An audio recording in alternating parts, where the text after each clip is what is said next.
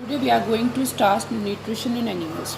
Firstly, we have to know animals are of two types: simpler organism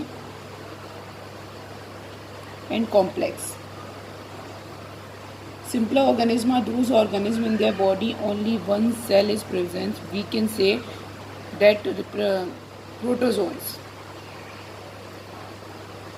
Means when we talk about the nutrition in simpler organism, in which then we will study about the protozoans. But when we are saying these are complex organisms, as we know, animals are eukaryotic multicellular organism. So these are also eukaryotic, but these are unicellular, but these are multicellular organisms.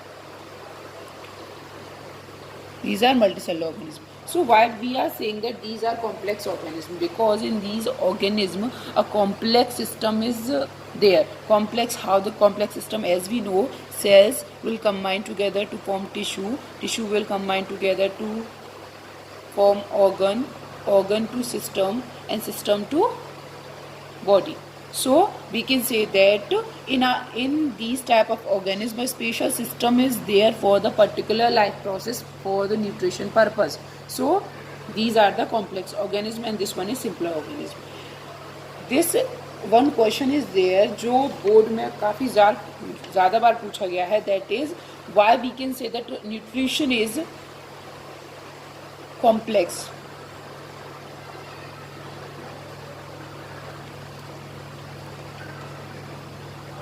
एक question आता है, कई बार पूछा जाता है, nutrition is a complex process, explain.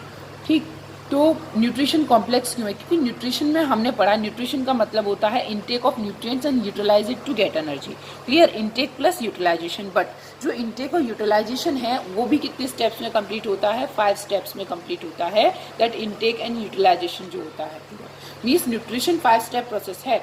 First one is ingestion. Ingestion is a process in which we take nutrients, intake of nutrients. Second one is a digestion. Digestion मैंने आपको उस दिन भी समझाया था that we are taking nutrients.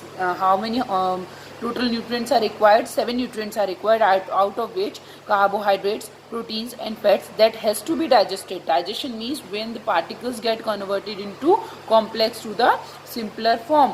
Complex से जो simpler form में कन्वर्ट होते हैं, दैट वन इज डाइजेशन.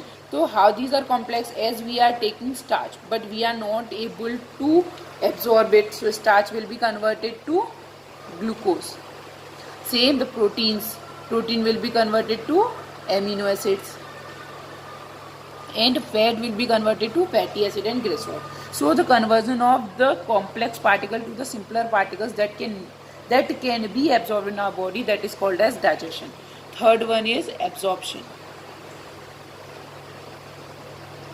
तो जब क्या होता है, जब लार्ज पार्टिकल्स स्मॉलर पार्टिकल्स में कन्वर्ट हो जाते हैं तो ये सिंपलर पार्टिकल्स जो होते हैं हमारी बॉडी का कर लेती है, इन्हें एब्जॉर्ब कर लेती है. हमारी बॉडी में जो मेन एब्जॉर्प्शन होता है that is by the help of small intestine. Mostly जो अपना होता है स्मॉल इंटेस्टाइन में होता है सारे न्यूट्रिएंट्स का, और जो वाटर है उसका जो एब्जॉर्प्शन होता है वो लार्ज इंटेस्टाइन में होता है. Fourth one is assimilation. Assimilation के लिए एक स्पेशल एसिमिलेशन के लिए एक इम्पॉर्टेंट नोट ये है कि assimilation is a anaerobic process. How it is an anaerobic process? Anaerobic process इसलिए है, 2 type of processes are there, catabolic and anaerobic.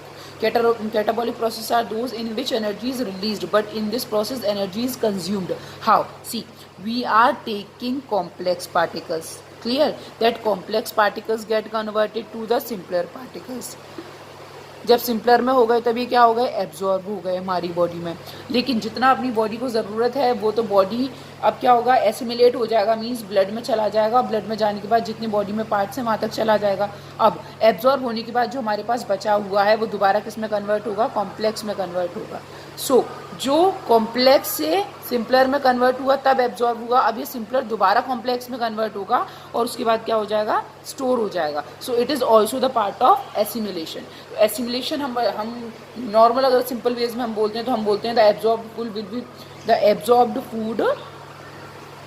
Absorbed food particles या food material will be mixed with the blood, that is called as assimilation. लेकिन assimilation का एक और important फंडा ये रहता है कि ये जो रहता है इसमें जो एब्जॉर्ब मटेरियल होते हैं वो इसमें कॉम्प्लेक्स में कन्वर्ट होते हैं और उनको स्टोर किया जाता है. Last one is called as egestion. Egestion is a process. E means outside.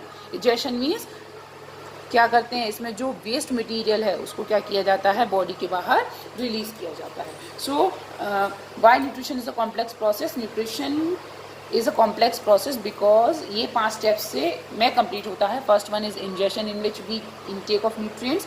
Second digestion when the complex particles get converted to simple and soluble particles.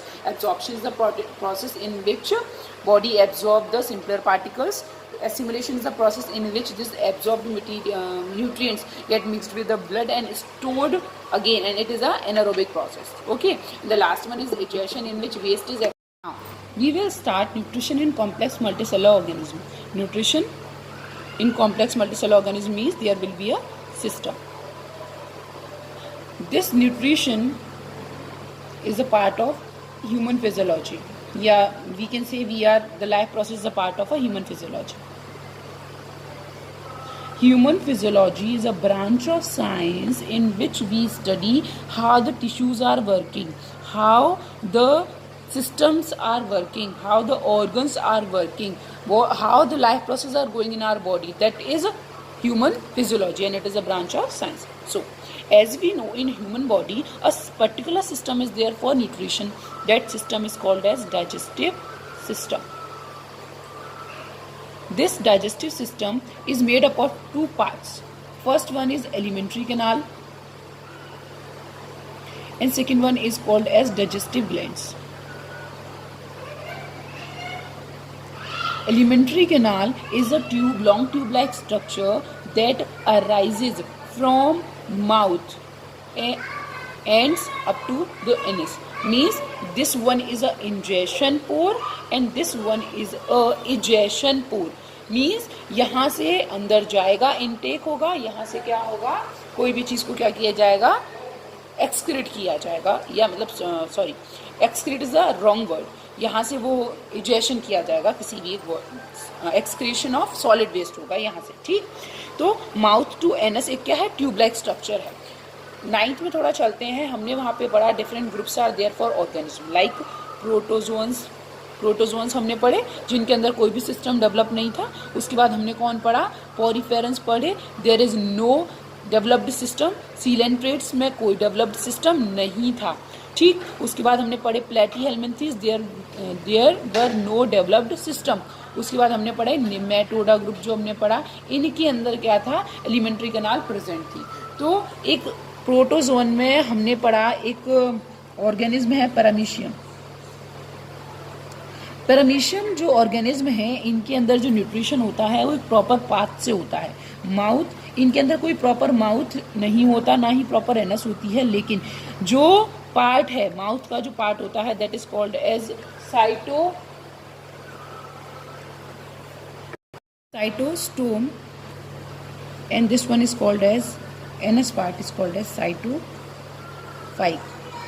Okay, I am not saying that in that organism mouth and anus is present, but the organ or the part that act as a mouth, that is cytostome. As you know, cyto means cytoplasm, stoma means होता है पोर. तो एक पोर है जो mouth की तरह function कर रहा है, और सेकंड इज साइटोफाइट जो किसकी तरह काम कर रहा है, एनस की तरह काम कर रहा है.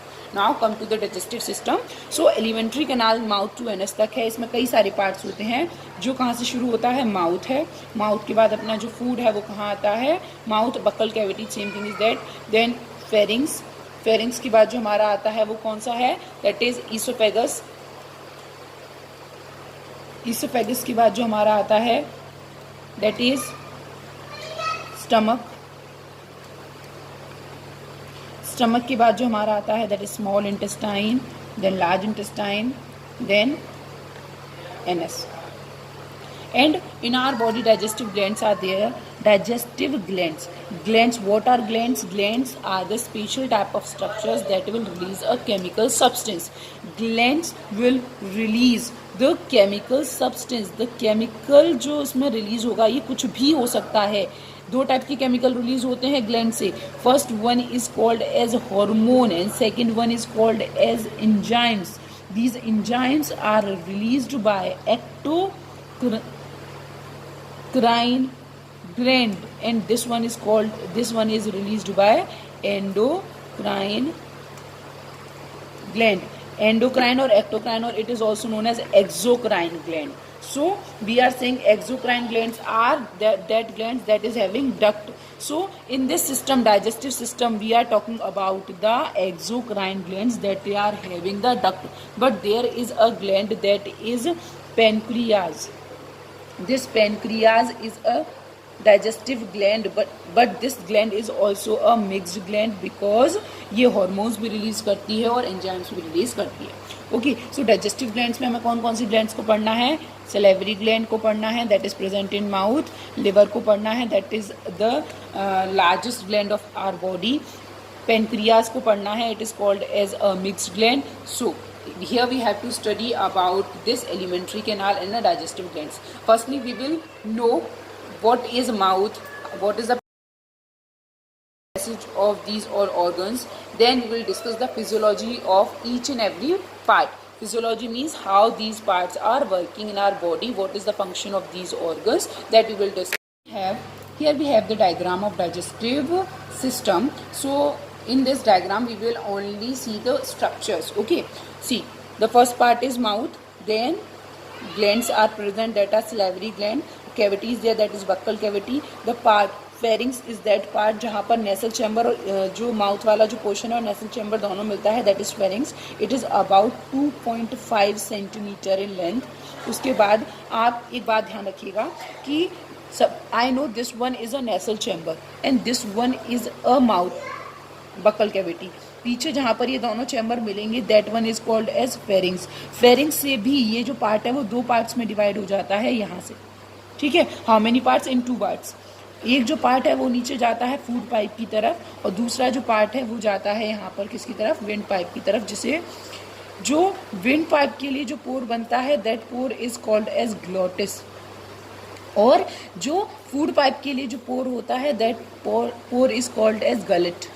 ओके, तो जब ये हम फूड को लेते हैं ना, तो फेरिंग्स के थ्रू हमारा फूड आता हुआ कहाँ ना चला जाए? ग्लोटिस पार्ट में ना चला जाए, इसीलिए इसके ऊपर यहाँ पे एक कवर प्रेजेंट होता है, that is called as epiglottis. जो क्या काम करता है? जो फूड को जब अपन क्या कर रहे हैं, फूड को अंदर ले रहे हैं उस टाइम पर, या फूड को जब अंदर ले रहे हैं उस टाइम पे इसको कवर कर देता है ग्लोटिस पार्ट को, जिसकी वजह से फूड सीधे कहाँ जाता है? गलेट पार्ट के थ्रू होता हुआ फूड पाइप में एंट्री लेता है. उसके बाद ये अपना कहाँ पर आ जाता है? ये अपना नीचे आता है फूड पाइप नीचे आके स्टमक में खुलती है. स्टमक से क्या जुड़ी होती हैं? 2 स्ट्रक्चर्स जुड़ी हुई रहती हैं. स्ट्रक्चर इसकी लास्ट वाले पोर्शन में, स्मॉल इंटेस्टाइन वाले पार्ट पर, जिसे लिवर और पेनक्रियास कहते हैं. These 2 are the digestive glands. फिर उसके बाद हमारा कौन सा है? स्मॉल इंटेस्टाइन वाला पार्ट शुरू होता है, लॉन्ग ट्यूबुलर पार्ट होता है. उसके बाद आता है हमारा लार्ज इंटेस्टाइन और उसका जो लास्ट पार्ट होता है, it is anus. So now we will discuss each and every part and what is the function of each and every part. Now we will discuss the physiology of digestive system. Okay, as we know, digestive system में अपन ने first कौन सा part लिया? Alimentary canal. Alimentary canal का भी first part क्या है? Mouth. So first we will study the what is happening in our mouth and what is the function of mouth. Mouth is a transverse aperture that is covered by lips, और जिसका काम होता है ingestion में help करना. And we all know, we all are holozoic organism. Clear? So mouth के through हम क्या काम करते हैं? फूड को अंदर लेते हैं और फूड को जिस कैविटी में लिया जाता है, that cavity is called as buccal cavity. Now listen to me carefully. Buccal cavity के अंदर क्या क्या प्रेजेंट है? In buccal cavity first teeth are present, tongue is present, and glands that are digestive glands and that is salivary glands are present. So 3 organs are there in our body, in the mouth. So what is the function of these? First is teeth. There are 3 properties of teeth. First one is heterodont, second is thecodont. Next one is diphyodont. Heterodont का मतलब होता है we are having 4 types of teeth, canine, incisor, premolar, molar. Thecodont का मतलब होता है teeth are embedded inside the jaws. And diphyodont means होता है in a life 2 times teeth come. First one is milk teeth जो आते हैं, that is milk teeth, और जो सेकेंड टाइम जो आते हैं that is called as permanent teeth. Milk teeth number कितना होता है 20 होता है, और परमानेंट टीथ नंबर कितना होता है 28 to 32 होता है. 28 जो होते हैं सब में होते हैं, और जो रिमेनिंग 4 होते हैं that is called as premolar teeth और अक्कल डार्ट. Okay. Next is tongue. Tongue क्या है? It is a muscular structure. इन पर क्या प्रेजेंट्स होते हैं? टेस्ट बर्ड्स प्रेजेंट होते हैं अलग अलग जगह पर. यहाँ पर टेस्ट बर्ड्स प्रेजेंट होते हैं जिनका काम क्या होता है? टेस्ट प्रोवाइड करने का होता है. अलग अलग रीज़न है जो अलग अलग टेस्ट प्रोवाइड करता है. सबसे पहले आपको कैसा टेस्ट आता है? स्वीट का जो टेस्ट होता है सबसे पहले आता है, और सबसे लास्ट में कौन सा आता है? बिटर आता है. बीच में आपका सॉर है या सॉल्टी है, वो टेस्ट आपको आता है. तो फर्स्ट टंग का फंक्शन क्या है? Providing taste, provides taste. और सेकेंड इसका फंक्शन होता है it mixes saliva with. Saliva किसके साथ मिक्स करती है? जो फूड है उसके साथ मिक्स करने का काम करती है. तो टीथ का काम क्या है? टीथ जो है उनकी कुछ प्रॉपर्टीज़ हैं, और फंक्शन क्या है कि टीथ क्या काम करती हैं? फूड जो है उनको च्यू करने में, cutting and chewing of food, ये उनका मेन फंक्शन होता है. Cutting and chewing of food. और टंग का जो फंक्शन रहता है वो मेन फंक्शन क्या रहता है? It provide states and mixes food with saliva and salivary gland जो होते हैं ये जो हैं वो 2 टाइप की एंजाइम से, 2 टाइप आपको पता है ग्लैंड से तो एंजाइम्स रिलीज करेंगी. अब यहाँ एक चीज़ है, what is the difference between the enzyme and hormone. बहुत कम बच्चों को ये पता होता है कि what is the difference. As we know both are chemical substances and which chemical that are proteins and some fats are also there, some are fats. Okay, तो enzymes and hormones both are protein particles, but जो main function है वो ये है कि enzyme जो है वो किसी भी रिएक्शन में केवल उनकी प्रेजेंस से ही काम हो जाता है, इनको इन्वॉल्व नहीं होना पड़ता. क्या है? इनकी प्रेजेंस जो है वो क्या हो जाता है? उसी से काम हो जाता है. लेकिन हार्मोन को क्या होना पड़ता है? इन्वॉल्वमेंट की ज़रूरत होती है, इन्वॉल्व होना पड़ता है. जैसे कि सपोज अगर क्लास में बच्चे शोर कर रहे हैं and suddenly the principal came, then what will happen? All the students will be quiet. So that is the effect of presence only. But when we are talking about the teacher, firstly he will come, then he or she will say be quiet, don't do this, don't do this. Then what he or she is doing? She or he is involving. उसको involve हो रहा है, उसको involve होना पड़ेगा. सो जब hormones को involve होना पड़ता है रिएक्शन में, और एंजाइम्स को क्या होता है? इन्वॉल्व नहीं होना पड़ता, उनकी प्रेजेंस में ही क्या हो जाता है? काम हो जाता है. ये किसी भी रिएक्शन की रेट को इम्प्रूव भी कर सकते हैं और डिक्रीज भी कर सकते हैं. ठीक है. But here we will talk the that they are helpful and what they will do, they are helping in our body. How they are helping? ये जो कॉम्प्लेक्स पार्टिकल्स हैं इन्हें सिंपल एंड सॉल्युबल पार्टिकल्स में convert करने में क्या करेंगे? Help करेंगे. जो सलाइवरी ग्लैंड हैं वो क्या रिलीज करती हैं? वो रिलीज करती हैं सलाइवा रिलीज करेंगी. और उस सलाइवा के अंदर क्या होगा? इस सलाइवा की जो पीएच होती है, pH is hydrogen ion concentration जो है इसकी वो कितनी होती है? 6.8. ये आपने पढ़ा होगा कि जब पीएच जो होती है 7 से ज़्यादा होती है तो वो बेसिक होता है, और 7 से कम होती है तो कैसा होता है? एसिडिक होता है. और ये आपको बहुत अच्छे से याद रखना है कि अगर एंजाइम्स को डाइजेशन करना है तो उसकी पीएच लेस देन कितनी होनी चाहिए? 7 होना चाहिए, क्योंकि जो एसिडिक कंडीशन है उसी में एंजाइम्स क्या काम करेंगे? फंक्शनल होंगे या एक्टिवेट होंगे. Okay. So here the pH is 6.8. तो जो सलाइवा है उसमें क्या क्या रिलीज होता है? 2 चीज़ें होती हैं, लाइसोजाइम्स और सेकेंड होता है salivary amylase. Salivary amylase in some books it is also written ptyalin enzyme. This one is enzyme. So इसका फंक्शन क्या है? इनका फंक्शन होता है जो कार्बोहाइड्रेट्स हैं ना, वो हमें पता है हम कैसे ले रहे हैं? पॉलीसेकेराइड की फॉर्म में ले रहे हैं. तो इन कार्बोहाइड्रेट को किस में कन्वर्ट कर देता है? सिंपलर पार्ट में कन्वर्ट करता है. अगर मैं आपसे ये बोलूँ कि मेरे पास एक बहुत बड़ा स्टोन है और उस स्टोन को आपको किस में कन्वर्ट करना है? डाइजेस्टिव सिस्टम को समझना आपके लिए ईजी हो जाएगा। कैसे ईजी होगा, बस आपको ये चार्ट अच्छे से समझना है, ठीक है। आपको अच्छे से पता है कि हमारी बॉडी में क्या है, जितने भी एंजाइम्स हैं उन एंजाइम्स में जितने भी हम न्यूट्रिएंट्स ले रहे हैं, कौन कौन से ले रहे हैं, कार्बोहाइड्रेट, प्रोटीन्स और फैट।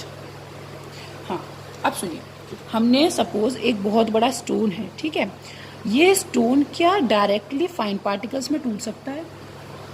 देन आंसर होना चाहिए नो, क्योंकि स्टोन को आप एक बार में ही फाइन पार्टिकल्स में नहीं तोड़ सकते। ऐसे ही मैं कह रही हूँ कि ये कार्बोहाइड्रेट, प्रोटीन और फैट हैं, क्या इन तीनों को आप एक बार में ही, क्या इनको सॉल्युबल फॉर्म में, these are complex and insoluble in nature, ठीक, तो क्या इनको आप डायरेक्टली कन्वर्ट कर सकते हो कि हमारी बॉडी में सिंपल सॉल्युबल हो जाए? नहीं, तो ये स्टेप्स में होता है। कैसे होता है? Firstly carbohydrate, here I am taking the example of starch. Starch is a carbohydrate and that is a polysaccharide. So what will happen? Firstly, this polysaccharide will convert it to disaccharide. Then that disaccharide will be converted to monosaccharide. Then this monosaccharide will be absorbed.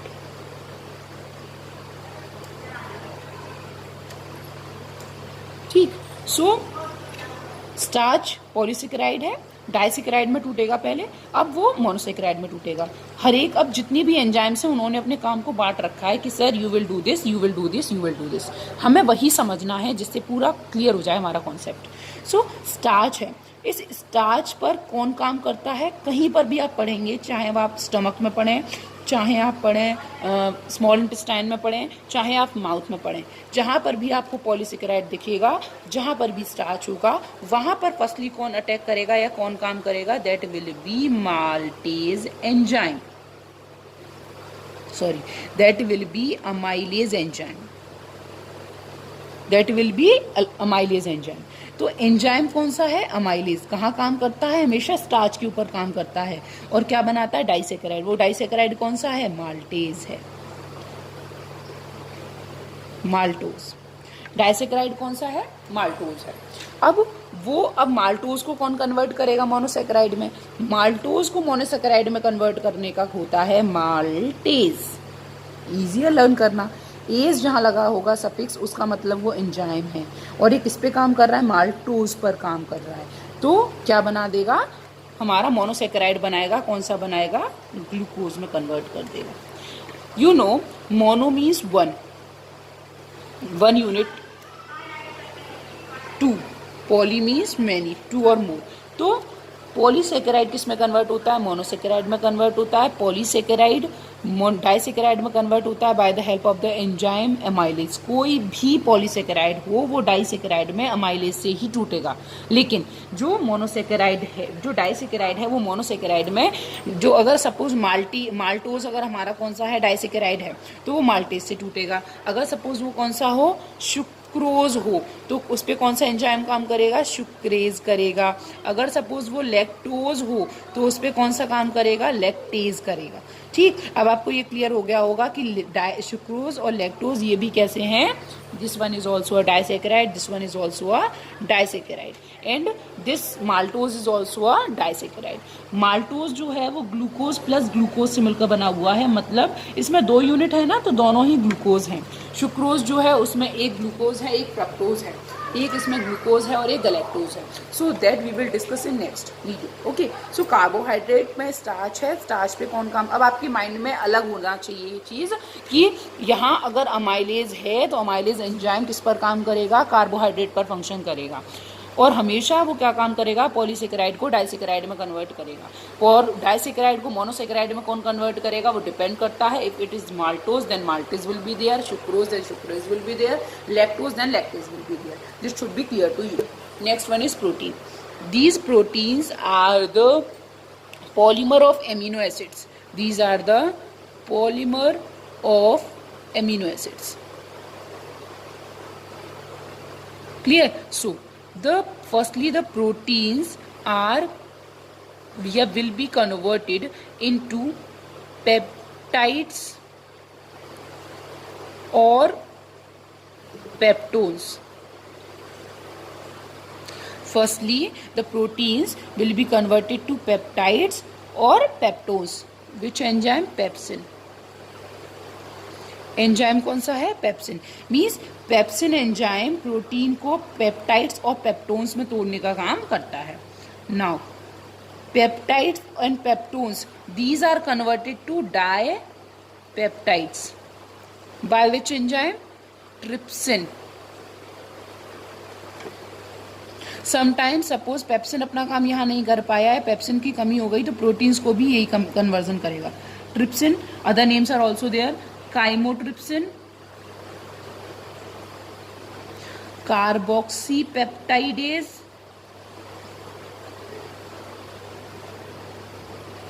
So proteins को pepsin, peptides, peptone में तोड़ेगा. This one is second step, first step. Then trypsin, chymotrypsin, carboxypeptidase same है dipeptides. किसमें? तो अब ये जो dipeptides हैं इन पर कौन काम करेगा? डाइपेप्टाइडेज. ये एंजाइम काम करेगा. और ये एंजाइम क्या काम करेगा? डाइपेप्टाइडेज क्या काम करेगा? डाइपेप्टाइड्स को एमिनो एसिड्स में तोड़. Then this amino acid will be absorbed. Here this monosaccharide will be absorbed. Clear? So first, proteins are the polymer of amino acids. Firstly, proteins will be converted to peptides and peptones by the enzyme pepsin. Then trypsin, chymotrypsin, carboxypeptidase, peptidase and peptones को convert करता है dipeptides में. Dipeptides को amino acids में convert करता है dipeptidase. Fat जो है that is made up of fatty acid and glycerol. इसके लिए हमें केवल एक ही एंजाइम लर्न करना है, ज़्यादा दिमाग नहीं लगाना है. That is lipase. ठीक है, तो लाइपेज है जो क्या काम करेगा? लाइपेज है जो क्या काम करेगा? जो फैट को डाइजेस्ट करने में हेल्प करेगा. Triglyceride, diglyceride, fatty acid and glycerol उसमें कन्वर्ट करेगा. तो हमारे दिमाग में सेपरेट पोर्शन हो जाना चाहिए lipase. If anyone is talking about the lipase, okay fat. अगर कोई कह रहा है अमाइलेज, ओके स्टार्च. अगर कोई कह रहा है pepsin, trypsin, chymotrypsin, carboxypeptidase, dipeptidase, तो you should clear that it is about the proteins. So ये जो मैंने आपको बताया ना, ये थोड़ा एक्स्ट्रा था, लेकिन इससे अब जब आप आगे इनके एंजाइम्स के नाम सुनोगे ना, तो आपको ये नहीं लगेगा कि हम क्या पढ़ रहे हैं या क्या नहीं पढ़ रहे. ओके, तो now so we know in saliva, salivary amylase is there, that is also known as ptyalin. The pH is 6.8. So what is the function of amylase? Amylase is responsible for conversion of starch to maltose. तो carbohydrate क्या जो है, जो starch है, उसको maltose में convert करता है. हमारे माउथ के अंदर अबाउट 30% कार्बोहाइड्रेट का डाइजेशन इसी पार्ट में हो जाता है. एक एक्स्ट्रा पॉइंट है यहाँ पर कि इन our body, in our mouth 3 pair of salivary gland is there. First one is called as parotid gland. 1 pair of parotid gland जो चीक्स में होती हैं. सब मैक्सिलरी और सब मैंडिबुलर जो कहाँ पर होती हैं? जॉज में होती हैं. और सब लिंगुअल ये कहाँ होती हैं? टंग के नीचे होती हैं. ये तीनों ही जो ग्लैंड हैं, तीनों ही पेयर ग्लैंड जो हैं, इनकी डक्ट जो होती है वो टंग के नीचे खुलती है. ठीक है. अब now the food is partially digested. This partially digested food is called as bolus. जो पेरेंट्स से होता हुआ नीचे कहाँ चला जाएगा? फूड पाइप की ओर एंट्री करेगा. The swallowing of the food is also called as deglutition. So here we have completed one portion, that what is the physiology of mouth, what is the physiology of digestion of food inside the buccal cavity. So this is all about the digestion of food in buccal cavity. Thank you.